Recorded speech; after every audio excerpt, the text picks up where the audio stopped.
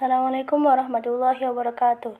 Perkenalkan, nama saya Rahmatul Jannah dari kelas 12 IPS 2. Di video ini saya akan membacakan biografi singkat tentang pahlawan dari Lampung, yaitu Raden Arya Taher. Dalam sejak perjalanan nasionalisme Indonesia, Raden Arya Taher Tidjarbumi mungkin satu-satunya putra Lampung yang aktif dalam pusaran pergerakan kaum nasionalisme. Sebagai jurnalis, jiwa kebangsaannya terpatri dan tidak tergoyahkan. Baginya, jurnalisme adalah alat perjuangan melawan kesewenang-wenangan kolonial. Selain karena sukmanya yang telah terbakar api nasionalisme, anak keluarga Demang di Teluk Betung ini memang rapat bergaul dengan tokoh-tokoh utama kebangsaan. Bahkan ia juga menempuh pendidikan sama seperti Dr. Sutomo, sang deklarator Budi Utomo. Mereka menempuh pendidikan di Sekolah Dokter Bumi Putra atau biasa disebut dengan Stovia. Meskipun dari generasi yang berbeda, keduanya pun sama-sama menempuh lapangan jurnalistik. Pendidikan Tidjarbumi di Stovia hanya sampai di kelas 5. Ia lalu pindah ke Surabaya, kembali masuk ke sekolah kedokteran di Nederlands Indes Arten School atau biasa disebut dengan NIAS.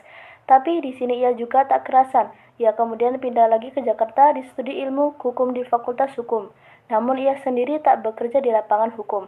Suami Raden Ayu Siti Sumeni ini mulai bekerja di bagian tata usaha surat kabar The Indes Kauran di bawah pimpinan Haji Deleo yang terbit di Surabaya. Kemudian ia pindah ke bagian redaksi sebagai direktur. Ia mengawali karir jurnalistiknya dengan menjadi wartawan pembantu. Ia mengirim berita untuk harian Kemajuan Hindia di bawah pimpinan Raden Panji Suroso. Karena tulisannya yang tajam, ia pun menarik simpati hati Dr. Sutomo. Deklarator Budi Utomo ini meminta Tidjarbumi sebagai pemimpin redaksi Suara Rakyat menggantikan posisinya. Raden Arya Taher Tidjarbumi merupakan seorang wartawan dan penyebar berita yang sangat berani dalam mengkritik pemerintah Belanda. Dan Raden Arya Taher Tidjarbumi ini juga rela mengorbankan dirinya demi membela masyarakat pribumi. Atas jasa-jasanya terhadap negara, pada tanggal 25 Juni 1970, pejuang pers kelahiran Gunung Sugi, Lampung Tengah, 28 November 1902, menerima anugerah Perintis Kemerdekaan dan gelar Perintis Pers Indonesia pada tanggal 31 Maret 1970 dari pemerintahan Republik Indonesia. Tokoh pers ini wafat pada tahun 1978. PWI Cabang Lampung juga menghadirkan nama Tidjarbumi untuk memberikan penghargaan kepada mereka yang berjasa membangun Lampung. Penghargaan ini diberikan setiap 2 tahun sekali. Berikut biodata dari Raden Arya Taher Tidjarbumi.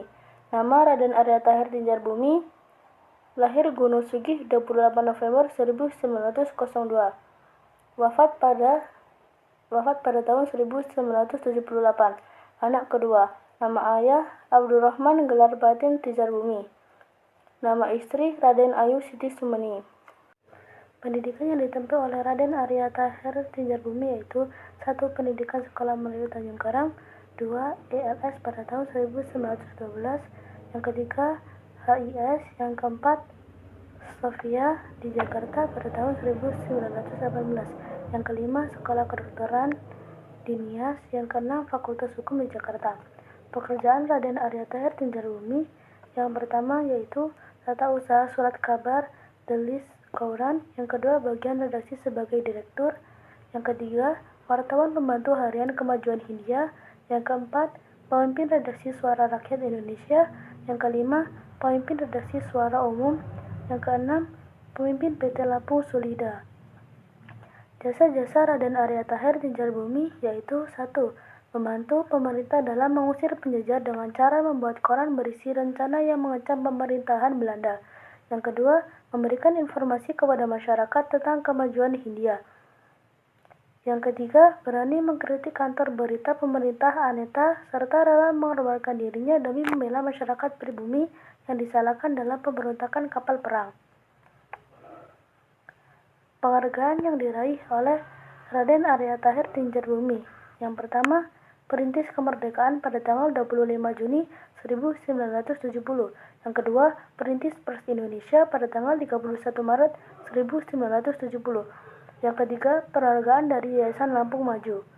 Demikian video singkat tentang biografi pahlawan Lampung yaitu Raden Arya Tidjarbumi. Sekian, terima kasih. Wassalamualaikum warahmatullahi wabarakatuh. saya Rati Wahyu Anissa akan menjelaskan biografi singkat Raden Intan II. Raden Intan II merupakan putra dari Raden Intan Kesuma II dan cucu dari Raden Intan I. Beliau lahir di Desa Kuripan yang sekarang dikenal sebagai Lampung pada tahun 1834. Beliau merupakan keturunan darah biru yang bersaudara dengan Kerajaan Banten. Raden Intan termasuk seorang penentang Belanda yang saat itu menjajah negeri kota beliau, tidak menghendaki adanya kolonialisme di bumi pertiwi. Beliau dikenal sebagai pemimpin sekaligus panglima perang yang tak hanya memiliki hak fisik yang kuat, namun juga pemikiran yang cemerlang. Raden Intan II resmi dinobatkan sebagai Ratu Lampung, pemimpin rakyat untuk memerangi kolonialisme pada usia yang bisa dibilang masih muda, yakni pada usia 16 tahun. Beliau dilantik pada tahun 1950 dan setelahnya beliau langsung dihadapkan dengan serangan pihak Belanda beserta ratusan tentaranya di daerah Merambung, tempat Raden Intan menjalankan roda pemerintahan kerajaan. Dan beberapa kali serangan yang dilakukan Belanda, pasukan Raden Intan selalu dapat mengendalikannya. Pasukan Raden Intan II mencoba melawan serangan tersebut secara gerilya dan terbukti cukup efektif. Namun Belanda tak kehabisan akal dan mencoba taktik licik, yakni dengan membayar dan memperalat salah seorang pasukan Raden Intan II untuk mengatur kondisi di mana Belanda bisa menyergap dan mengalahkan Raden Intan II. Rencana mereka pun berhasil, hingga terjadi pertempuran antara Raden Intan II melawan beberapa pasukan Belanda. Meskipun telah berusaha dengan sekuat tenaga untuk mengalahkan Belanda, namun akhirnya Raden Intan II gugur di tangan Belanda karena kalah persenjataan dan kalah jumlah. Beliau wafat pada 5 Oktober 1856 pada usia 22 tahun. Cukup sekian penjelasan dari saya. Assalamualaikum warahmatullahi wabarakatuh. Perkenalkan, nama saya Siti Aminah dari kelas 12 IPS 2. Saya ingin membacakan geografi dan karir tentang pahlawan Abdul Haq, yaitu gambarnya ini. Setelah Komandan Abdul Haq dikenal amat memperhatikan bawahannya dan seluruhnya berjuang, jika telah berkeluarga nanti pikirkan mereka terpecah dan ragu-ragu bertempur, kata dia suatu ketika. Maka ketika seorang ajudan menikah dan terpaksa prajurit itu dikeluarkan dari pasukan, pada 31 Desember 149 mereka dikembali ke Fort White Tuba, sebab di pemimpinan Angkatan Darat pada waktu itu berpendapat Belanda akan menduduki Lampung dari arah Martapura. Namun ketika maka tiba di stasiun Kota Bumi, pasukan ini mendapat berita bahwa Belanda telah menduduki Tanjung Karang dari arah laut. Mereka pun kembali. Setelah mereka sampai di desa Big Bekri, mereka mendapatkan kenyataan Bakti sudah pula diduduki Belanda. Lalu Kapten Abdul Haq memutuskan pasukan agar dibagi dua. Satu dipimpin Letat Ahmad Bursa dan bertugas menghambat kemajuan Belanda antar desa Bekri dan Metro. Pimpinan Angkatan Darat di Tanjung Karang memutuskan merebut pasukan Kapten Abdul Haq, kemudian bergabung dengan pasukan Alamsyah Ratu Prawinegara. Terjadi pertempuran dahsyat di desa Kemiling. Terdapat pasukan Belanda gencar melakukan pahlawan Alamsyah memerintahkan pasukan mundur, sedangkan Kapten Abdul Haq tetap mengumandangkan maju. Pertempuran menjadi tidak seimbang. Seorang anggota pasukan Kapten Abdul Haq, Kopral Hasan, dan gugur, sedangkan komandan peloton dan adanya Mayor Darius Selidota laku parah. Meskipun demikian, Abdul Haq tidak henti-henti menyerang pasukan Belanda mulai Tanjung Karang, Kota Agung, Kedongtatan, Kedondong, dan dalam kota. Tanjung Karang, Teluk Beletung pada waktu Pringsewu diduduki malam hari, diduduki oleh Belanda. Markas pasukan Kapten Abdul Haq dialihkan mula-mula ke desa Fajar Baru, ke desa Pandansura, kemudian ke Pandansari, Sukaharjo.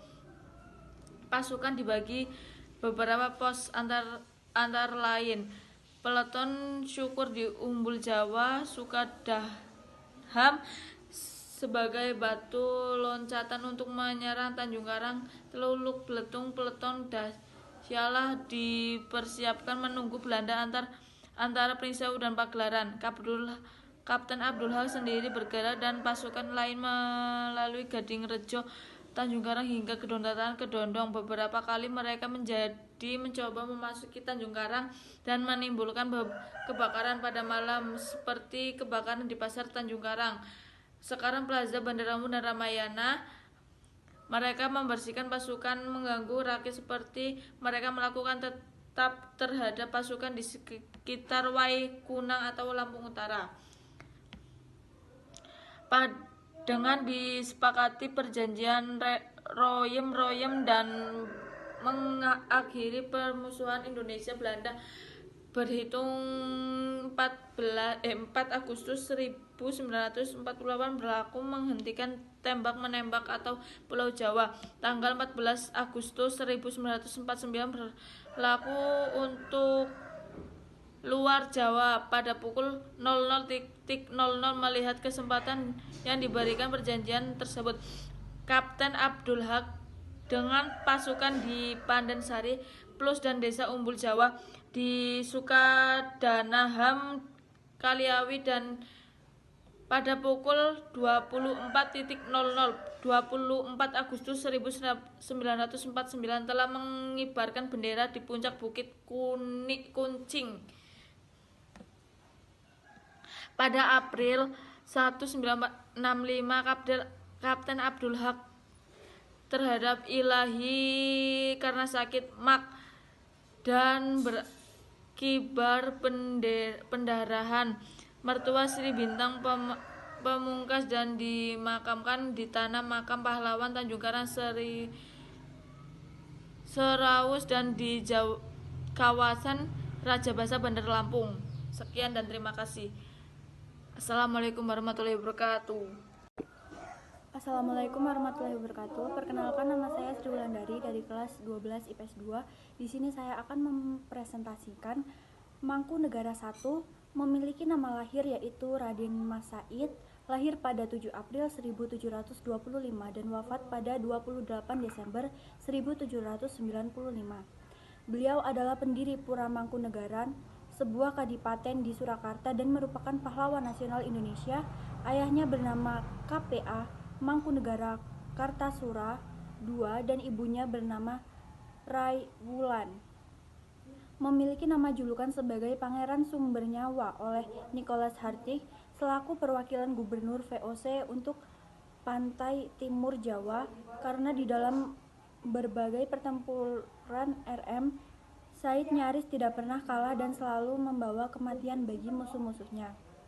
Selain itu, bila mana dicermati dimanapun tempat termasuk Pura Mangkunegaran, tidak akan dijumpai suatu gambar yang melukiskan wajah KGPAA Mangkunegara I.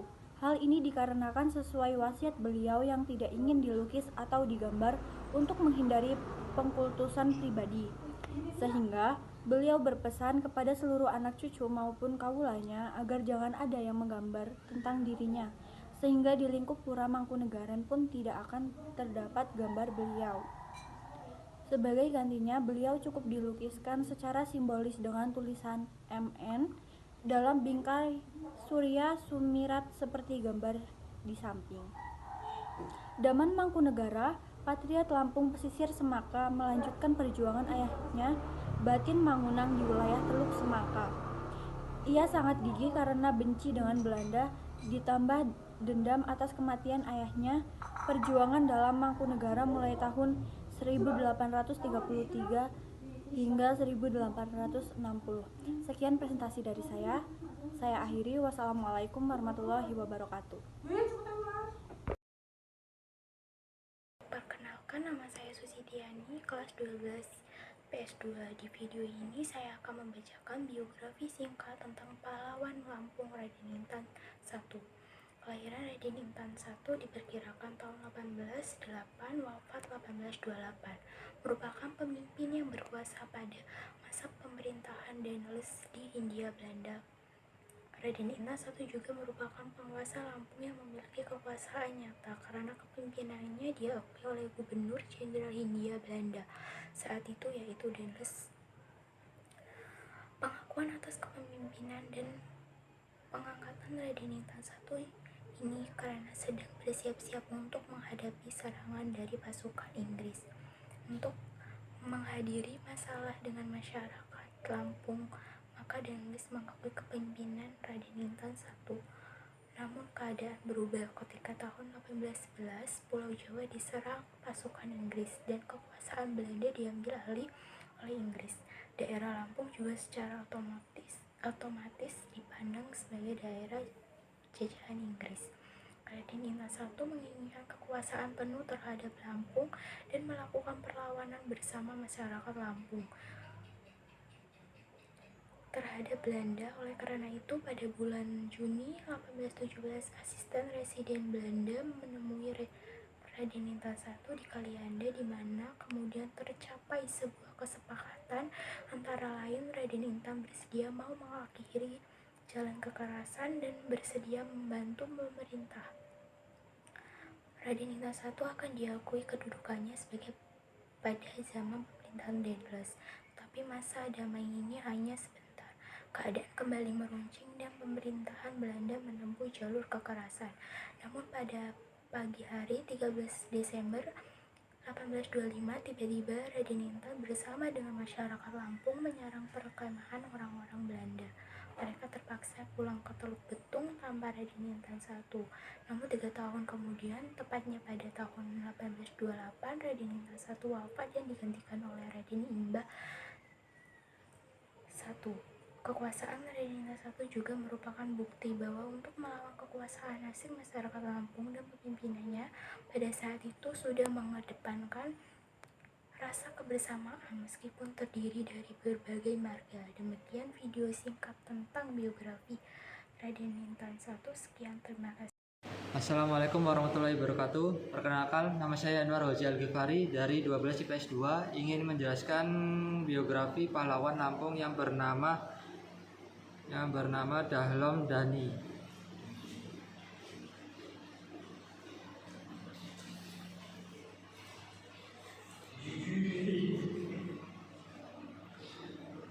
Ia terlahir pada tahun 1869 dan menjadi Sultan skala Brak Paksi Pernok sejak tahun 1899 sampai 1909. Ia terkenal sebagai tokoh penyebar agama Islam di Lampung yang sangat dihormati oleh Belanda dan Turki. Pada masa pemerintahnya, Pangeran Dahlom Dani tidak menghiraukan larangan Belanda untuk menggunakan gelar Sultan. Padahal sejak tahun 1789 hingga 1829, Belanda melarang adanya gelar Sultan dan panggilan Sultan kepada pemimpin kerajaan di Lampung. Namun, Pangeran Dahlom Dani tetap menggunakan gelar sultannya, yakni Sultan Makmur dalam nata diraja di kehidupan sehari-hari.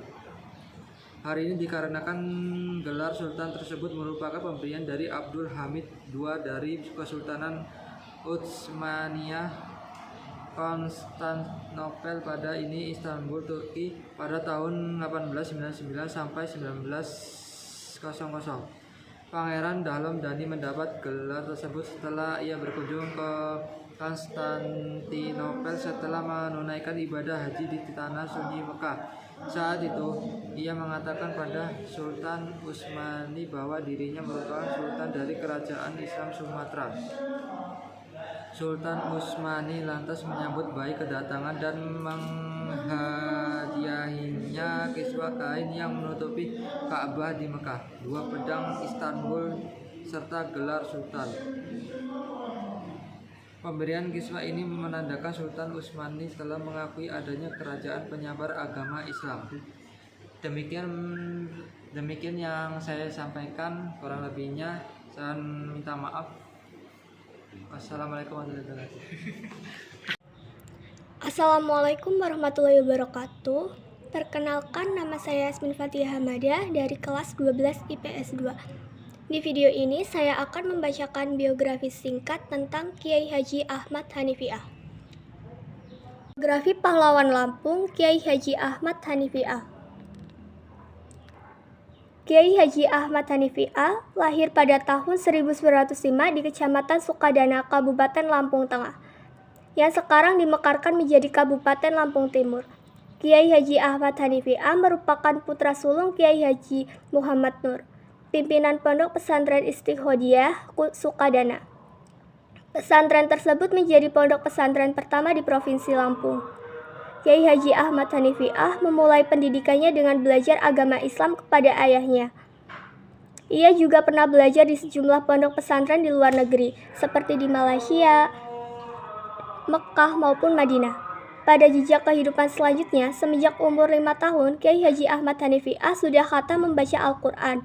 Setelah sempat mengabdi menjadi guru agama Islam dari tahun 1920 sampai 1925, Ahmad Hanifiah melanjutkan pendidikan ke pesantren Kelantan, Malaysia. Dari tahun 1925 sampai 1930. Usai menuntaskan pelajarannya di negeri jiran, dia pun melanjutkan perjalanan menuntut ilmu ke Mekah. Namun Ahmad Hanifiah tidak langsung mencapai Mekah. Ia sampai di Tanah Suci pada tahun 1930. Selanjutnya ia menuntut ilmu di Masjidil Haram hingga tahun 1936. Ahmad Hanifiah telah menunjukkan kepimpinannya sejak belia. Jiwa itu terus ada dan berkembang dalam dirinya. Bahkan saat belajar di Tanah Suci di Mekah, Ahmad Hanifiah tidak hanya kuliah, tetapi dia mengajar ilmu pengetahuan agama Islam di Masjidil Haram. Sekembalinya ke Indonesia, ia aktif sebagai mubalik di Lampung dan menjadi ketua Serikat Dagang Islam di wilayah Kewedan Sukadana. Dia adalah seorang ulama yang hanya sibuk di bidang keilmuan, melainkan diterapkan dalam praktik dengan mendampingi masyarakat sekitar menumbuhkan ekonomi. Berbagai upaya membuat teknologi pertanian dilakukan. Sekembalinya ke Indonesia, ia aktif sebagai mubalik di Lampung dan menjadi ketua Serikat Dagang Islam di wilayah Kewedanan Sukadana 1937 sampai 1942. Dia adalah seorang ulama yang bukan hanya sibuk di bidang keilmuan, melainkan diterapkan dalam praktik dengan mendampingi masyarakat sekitar menumbuhkan ekonomi. Berbagai upaya membuat teknologi pertanian pun dilakukan. Karir Kiai Haji Ahmad Hanifiah memiliki sejumlah pengalaman menduduki jabatan. Di antaranya pada masa penjajahan Jepang, ia menjadi anggota CUA Sungikai di Karisden, Lampung tahun 1945 sampai 1946. Ia pun menjadi ketua Partai Masyumi dan pemimpin Hizbullah Kewedan Sukadana. Ia lalu menjadi anggota DPR Karisden Lampung pada tahun 1946 sampai 1947. Ia wakil kepala merangkap kepala bagian Lampung pada kantor Jawara Agama Presiden Lampung sejak awal 1947. Puncaknya, Kiai Haji Ahmad Hanifiah gugur di medan perang dalam upaya mempertahankan kemerdekaan Republik Indonesia dari agresor Belanda menjelang malam 17 Agustus 1947 di Front Kamerung Baturaja, Sumatera Selatan. Kiai Haji Ahmad Hanifiah merupakan sosok ulama yang produktif dalam menghasilkan karya-karya yang abadi hingga kini masih terjaga, yaitu Kitab Al-Hujjah dan Kitab Tafsir Ad-Dori. Kedua kitab ini adalah bukti intelektualitas sang ulama yang diwariskan untuk generasi selanjutnya. Kiai Haji Ahmad Hanifiah merupakan salah satu tokoh Lampung yang ikut berjuang mempertahankan kemerdekaan Indonesia. Selain ikut berjuang dalam menghadapi agresi Belanda di perbatasan Lampung-Palembang, Kiai Haji Ahmad juga dianggap telah berjasa dalam dunia pendidikan dan mencerdaskan anak bangsa. Ia merupakan seorang ulama yang sangat menekuni bidang pendidikan dengan memimpin pesantren Al-Ikhlas Sukadana dari tahun 1942 sampai 1945. Sekian video singkat biografi pahlawan Lampung, Kiai Haji Ahmad Hanifiah. Sekian, terima kasih. Wassalamualaikum warahmatullahi wabarakatuh. Assalamualaikum warahmatullahi wabarakatuh. Perkenalkan, nama saya Zahira Nurmadina dari kelas 12 IPS 2. Di video ini saya akan membacakan biografi singkat tentang pahlawan Lampung, Gele Harun Nasution. Gele Harun Nasution lahir di Sibolga 6 Desember 1910. Meski berdarah Batak, Gele Harun sudah tidak asing lagi dengan Lampung, karena ayahnya yang merupakan seorang dokter, menetap dan memiliki tanah yang sangat luas di Tanjung Karang Timur. Kondisi perang yang dimulai setelah Indonesia merdeka, seiring masuknya Belanda, membuat Gele Harun terlibat langsung dalam pertempuran. Ia memimpin Angkatan Pemuda Indonesia di Palembang, kendati masih menjadi Ketua Mahkamah Tentara Sumatera Selatan yang diembannya sejak 1947. Namun, Gubernur Jenderal Hindia Belanda Hubertus van Mook memperingatkan tentara RI, termasuk hakim militer, harus hengkang dari Palembang. Gele Harun memilih pulang ke Lampung, bergabung dengan API. Atas dasar itu, pada 5 Januari, Gele Harun diangkat sebagai Kepala Pemerintah Darurat atau penjabat pelaksana tugas Residen Lampung. Pada 18 Januari 1949, Gele Harun terpaksa memindahkan keresidenan dari Pringsewu ke Talang Padang. Hal ini dilakukan karena Belanda telah memasuki kawasan Pringsewu. Serangan Belanda yang begitu bertubi-tubi membuat Gele Harun kembali memindahkan pemerintahan darurat ke pegunungan Bukit Barisan di desa Pulau Panggung, dan terakhir hingga ke desa Sukaraja Waitenong, Lampung Barat. Gele Harun dan pasukannya keluar dari Waitenong setelah gencatan senjata antara Indonesia Belanda pada 15 Agustus 1949. Gele Harun dan pasukannya baru kembali ke Tanjung Karang setelah penyerahan kedaulatan pada 27 Desember 1949. Sekembalinya ke Tanjung Karang, ia diangkat menjadi Ketua Pengadilan Negeri pada 1 Januari 1950, lalu ia diangkat kembali menjadi Residen Lampung yang definitif pada tanggal 1 Januari 1950 hingga 7 Oktober 1955. Selain berjuang melawan penjajah, Gele Harun berperang dalam pembentukan Lampung sebagai provinsi. Profesi pengacara juga ditekuninya hingga menghembuskan nafas terakhir pada 4 April 1973. Gele Harun wafat di usia 62 tahun, jasadnya dimakamkan di TPU Kebon Jahe, Bandar Lampung. Pendidikan Gele Harun Nasution, Mulo, AMS Jakarta, Sekolah Tinggi Hakim Leiden Belanda 1935 sampai 1938.